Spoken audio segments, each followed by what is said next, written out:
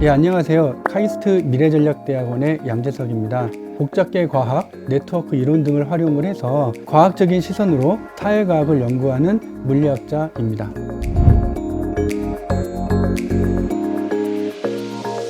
우리가 사는 세상은 복잡계입니다. 복잡계가 아닌 게 없습니다. 복잡계란 관계의 과학입니다. 복잡계는 굉장히 수많은 구성 요소들로 이루어져 있고 상호작용이 있을 때 복잡계라고 이야기를 합니다. 우리 몸을 구성하는 인체도 복잡계이고 우리가 살고 있는 대한민국 지구촌 역시 복잡계입니다.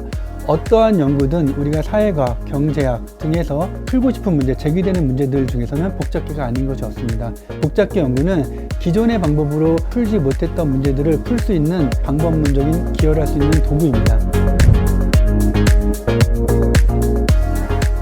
어릴 적 야구를 되게 좋아했습니다. 그래서 야구 중계 방송을 시험 기간에 너무 보고 싶었는데 그때 망설였죠. 만약에 내가 공부를 하지 않고 중계 방송을 본다면 시험을 망칠 것이고 순차적으로 나의 미래에 영향을 미치게 될 것이다 라고 하는 그런 생각을 초등학교 때 했었습니다. 그런데 또 한편으로 생각했던 것은 만약에 야구를 봐서 시험을 망친 것이 나의 인생을 망치거나 나의 인생이 나쁜 쪽으로 가는 방향으로 된다는 아무런 근거가 없다라는 거죠. 그래서 그러한 것들이 어찌 보면은 초기 조건의 민감성 카오스 이론에서 이야기하는 것과 굉장히 밀접한 관련이 있다고 봅니다. 거기에서 핵심은 아주 작은 양의 초기 조건의 차이가 굉장히 큰 차이를 만들어낼 수 있고 그 큰 차이의 또 방향성 역시 예측할 수 없다는 것입니다. 우리가 원하는 미래를 상정하고 그 원하는 미래를 이루기 위해서 우리가 어떻게 전략적으로 혹은 정책적으로 수행을 해야 되는지에 대한 것을 연구하는 것입니다.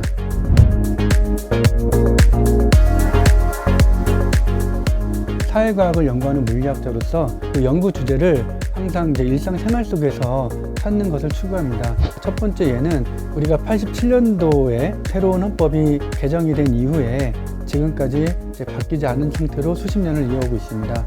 그런데 그 사이에 우리나라는 경제적으로, 정치적으로, 문화적으로 굉장한 발전을 일으키면서 많은 변화가 있었습니다. 대통령의 조치에 따라서 정권별로 그 시기를 구분을 하고 동일한 법률이 사회에 어떻게 해석되고 적용되는지에 대한 변화 추이를 네트워크 이론을 통해서 한 연구가 있습니다. 두 번째로는 올림픽과 관련된 연구인데요. 이제 올림픽을 보면서 우리나라가 옛날에는 레슬링이나 권투처럼 격투기를 되게 잘하는 나라였는데 지금은 어느덧 펜싱이나 피겨스케이팅처럼 또 다른 종류의 종목에서 두각을 나타나고 있습니다. 이러한 올림픽 종목에서 운동 경기의 라이벌 관계를 네트워크로 구성을 하고 시대에 따라서 어떻게 변하는지 또한 어떠한 요인들이 이러한 라이벌 관계를 만드는지를 복잡계 관점을 이용해서 수행하였습니다. 복잡계 이론과 네트워크를 이용한 연구 중에서 네트워크의 연결을 통해서 무언가가 전파되는 것에 대한 연구를 하는 것이 굉장히 또 중요한 한 분야입니다. 전파되는 것이 가령 지식일 수도 있고 국가 간의 관계에서는 자본, 재화일 수도 있고요. 그 다음에 또 개인 간의 관계에서 최근에 우리가 경험한 코로나와 같은 그런 전염병 역시도 이 점과 점을 연결하는 선을 통해서 연결되는 어떤 현상으로 이해할 수가 있습니다. 굉장히 유명한 연구가 있는데요. 어떤 사람이 비만이면 그 친구도 비만 확률이 높아진다는 연구가 있습니다. 또 같은 연구자가 한 연구인데 내가 행복하거나 외로우면 그 친구들, 가족들도 역시 마찬가지로 외롭거나 행복할 확률이 높아진다는 연구가 있습니다. 이 말의 의미는 점과 점을 연결하는 그 관계가 나의 건강 상태나 나의 심리 상태를 전파할 수 있다는 것이죠. 그래서 그 연구를 굉장히 재미있게 읽고 그 이후에 제가 몇 가지 연구를 수행을 했는데요. 그 중에 하나는 회사의 CEO들이 있고요.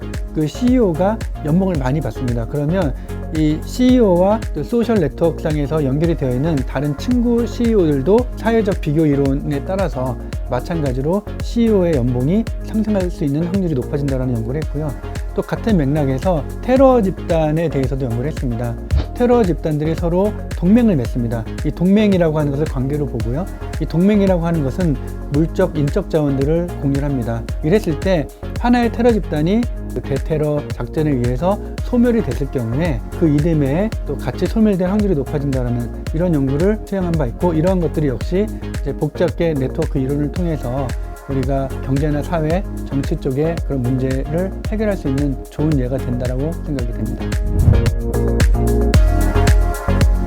복잡계 연구에는 여러 가지 이제 방법론들이 있습니다. 최근에는 거기에 한 발 더 진화를 해서 LLM과 에이전트 베이스 모델링, 행위자 기반 모형을 결합한 새로운 또 방법론이 제안이 되고 또 많은 사회과학자들이 관심을 갖기 시작을 했습니다. 행위자 기반 모형의 어떤 의견을 결정하는 방법을 LLM을 활용하는 그런 새로운 방법이 제안되고 있습니다.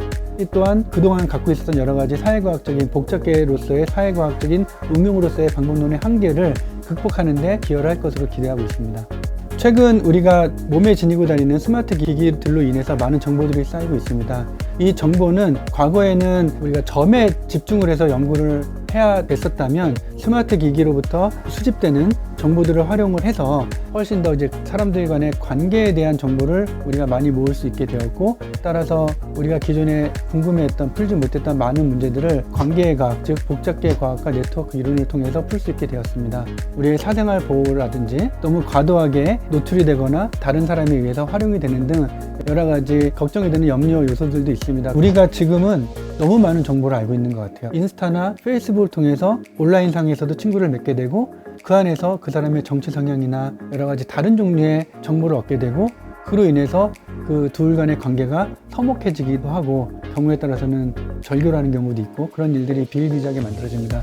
우리가 갖고 있는 정보의 양이라고 하는 것이, 우리가 이제 모르는 게 약이라는 말이 있는 것처럼 우리는 지금 어찌 보면은 약이 필요한 시기가 아닌가, 너무나 지나치게 과도한 정보의 홍수 속에서 살고 있는 게 아닌가라는 생각이 듭니다. 그런 부분들이 합리적으로 잘 해결이 된다면 복잡계 과학은 훨씬 더 우리에게 선한 영향력을 주지 않을까 생각이 듭니다.